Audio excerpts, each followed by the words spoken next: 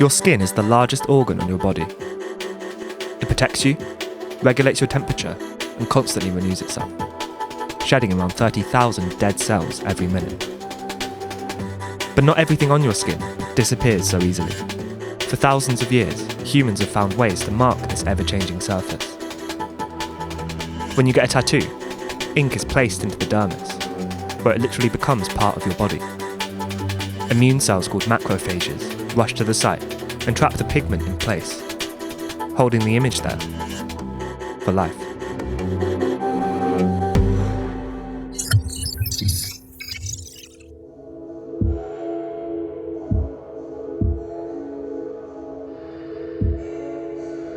A tattoo sits beneath your epidermis, relishing in its own permanence.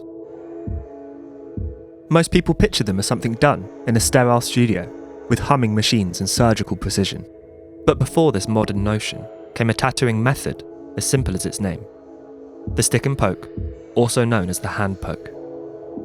These names describe the way in which ink is literally poked into the skin with a needle, where it then remains forever.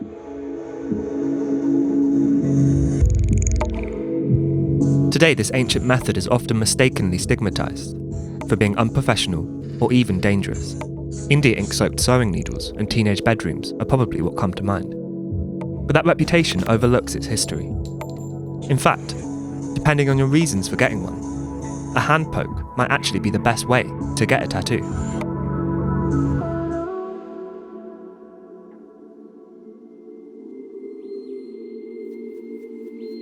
The practice of hand poking is so old that we don't really know when it started. When Ötzi the Iceman was discovered in the Italian Alps in 1991, researchers found over 60 tattoos on his body. He's estimated to be more than 5,000 years old, and his tattoos are among the oldest ever discovered. Parallel lines and crosses were found in areas thought to have been suffering from degenerative conditions like arthritis, leading experts to believe that tattooing may have been used for therapeutic purposes, similar to acupuncture. But not all ancient tattoos were purely medicinal. 3 years after Ötzi was discovered, the remains of a 2,500-year-old Pezerik woman were found preserved in the Siberian permafrost. She too has tattoos that are clearly visible. High-resolution imaging carried out this year has led to some recreations of her tattoos by modern artists, and has revealed even greater detail, showing just how advanced and intricate ancient tattooing could be.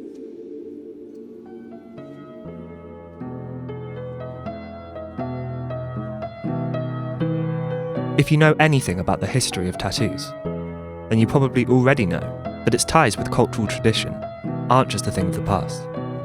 One of the most remarkable living connections to this history can be found in the Philippines, where Apo Whang-Od has been hand-tapping traditional Kalinga tattoos for over a century. Batok is the name of this tattooing practice, and it was originally reserved for headhunting warriors. The tradition was passed down to Whang-Od by her father, and at over 100 years old, she's the oldest living tattoo artist on the planet. Another traditional form of tattooing could be found in Maori culture.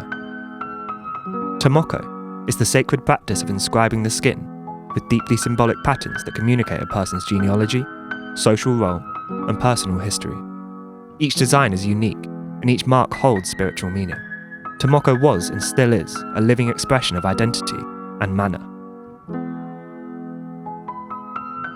Though the practice was heavily suppressed by colonial forces, Maori communities have worked tirelessly to revitalise Tomoko and reclaim it, ensuring that its sacred meaning remains intact today. In Japan, a similar hand-poke technique called Tebori, which literally means to carve by hand, emerged during the Edo period and is still practiced today. Tebori is all about the process and the years it takes to master. Many believe it allows for a richer colour and less trauma to the skin than a machine. Much like Maori Tomoko and Kalinga Batok, Tebori preserves the physical practice of tattooing the skin by hand, not just as a technique, but as a vessel of cultural memory and reverence for the craft itself.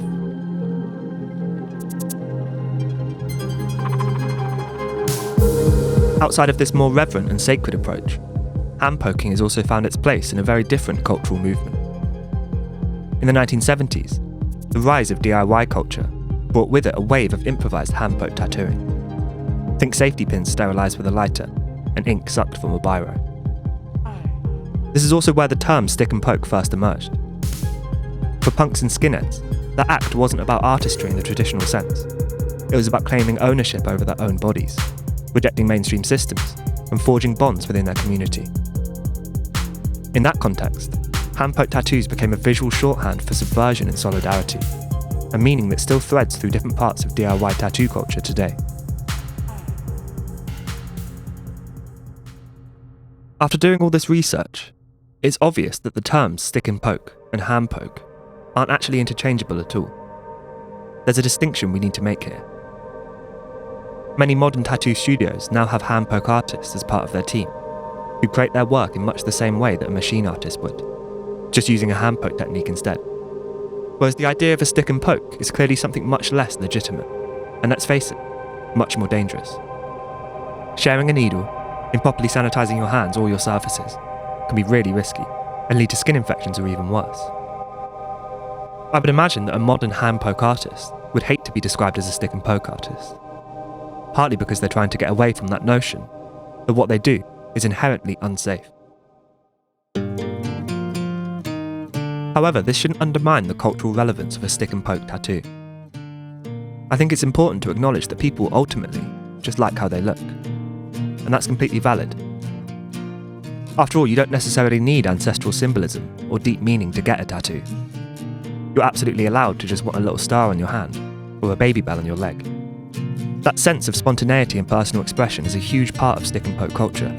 In fact, for some, it's a way of pushing back against the hyper-curated, overly polished world of mainstream tattooing, using the medium to reject its own seriousness and reclaim it as something playful. It was in this spirit that me and my mate decided to give some to ourselves.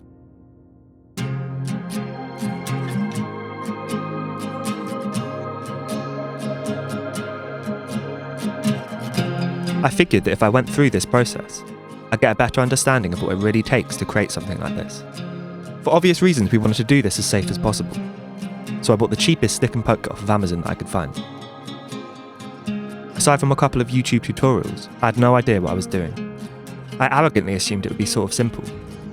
Like I didn't expect it to look good, but I thought the process itself wouldn't be that hard. I was wrong. Even with that special pen thing that came with the kit, the first practice line made it instantly clear just how much skill is involved. We didn't know how deep the needle should go, and with the ink spreading everywhere, half the time I couldn't even tell where I was poking. We both bled, and in the end came away with 3 small clusters of dots that vaguely resembled circles. Now you might be wondering why anyone would want something that looks like this on their body. It was in doing this to myself that made something click. The final appearance of a tattoo really isn't as important as the experience itself. The tattoo's visual appeal can be completely outweighed by its mere existence. If I'd done this as a form of rebellion, or as a rite of passage within my culture, rather than a vague attempt to learn something for a YouTube video, I actually think I would have cared even less about what the finished tattoo looked like. Tattoos have this rare ability to lock memory into your skin, and doing it by hand just makes that connection feel even stronger. This isn't to say that hand pokes can't be beautiful, because they often are. All I'm saying is that they don't have to be.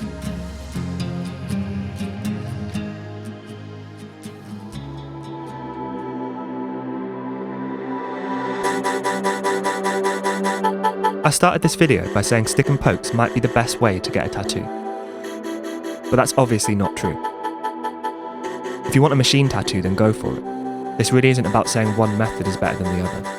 Machine work obviously has its own rich history that can be just as personal and just as beautiful. What I should have said is that if you're looking to get a tattoo, it's about more than just the design. One where the process itself is part of the meaning, and getting a hand poke artist to do it is well worth considering. At the end of the day though, the way the tattoo was made doesn't define it. Whether you're getting it done to connect with your ancestors, rebel against your environment, or just because you like how it looks, all that really matters is that it means something to you.